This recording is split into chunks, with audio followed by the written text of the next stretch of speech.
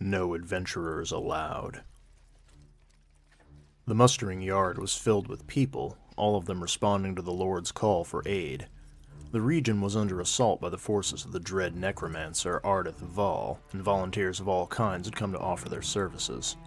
Men and women, elves and orcs, halflings, gnomes, dwarves, and others, the assembly was a motley that proved conflict made for some of the strangest bedfellows.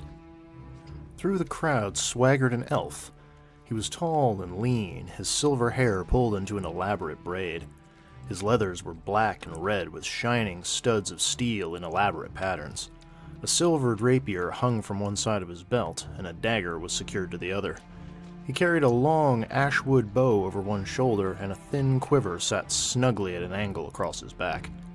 He approached the heavy wooden table where the sergeant-at-arms was seated, drew back his shoulders, and tucked his thumbs behind his belt. "Gestrel Forrester, at your service," the elf said, flashing a bright, shining smile. "I heard there was a need for volunteers, and I'm here to heed that call." The sergeant-at-arms didn't even glance up from his parchment. He made a small tick on a pad with his quill and turned a page in his ledger. "Profession?" the sergeant asked. "Adventurer," Gestrel said. This time the sergeant did look up. His eyes were half-lidded, his frown unamused. Gestrel tried to hold his smile, but it was hard not to wither under the force of the old soldier. "Maybe you didn't hear me," the man said. "I asked your profession, your trade. What do you do?" "I told you, I'm—" "Did an apprenticeship for that trade, did you?" the sergeant asked, cutting the elf off. "In good standing with your guild? Trained in the specific skills of the craft to complete that particular task?" Gestrel opened and closed his mouth, but no words came out. He looked like a very handsome fish. A hulking man with a greatsword hanging on his back turned and glanced over at them. Dressed in little more than boots and a breechclout, Gestrel sneered. "You seem awfully particular for someone who will just let any barbarian join up," the elf said. "Thangrill is part of Captain Halfguard's crew," the sergeant said without glancing over his shoulder. "He's a privateer with half a decade of service." Gestrel blinked. His gaze slid to an orc standing in the shadow of an overhang. A brace of daggers was slung low on her waist, and his sharp eyes caught the brands on her left arm. Gestrel's sneer returned, even greater this time, as he pointed in her direction with his sharp chin. "And the brigand?" he asked. "Is she going to hold the gates when the undead come for you?" "Former brigand," the sergeant said. "And before that, a member of the Hook Mountain Irregulars Mercenary Company. Thornclaw served half her sentence for her crimes. She's been conscripted into the Lord's service until the end of the crisis. The writ's in her belt pouch if you can persuade her to show it to you."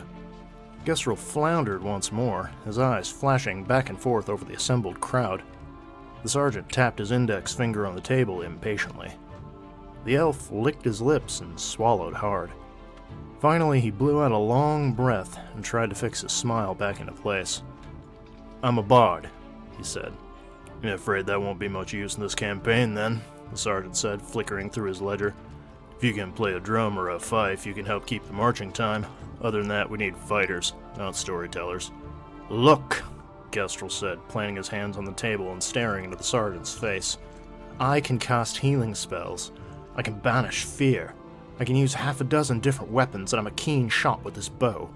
When I fight alongside my companions, they do not flee, and I will put my life on the line for anyone I stand next to. Are you telling me that won't be of any use here?" The sergeant pursed his lips and looked the elf up and down. Finally, he dabbed his quill, wrote a quick note on the line of his ledger, and dusted it with writing sand. He turned the book around and gestured to Gestrel. "Sign here, if it please you," the sergeant said. Gestrel frowned and glanced at the man.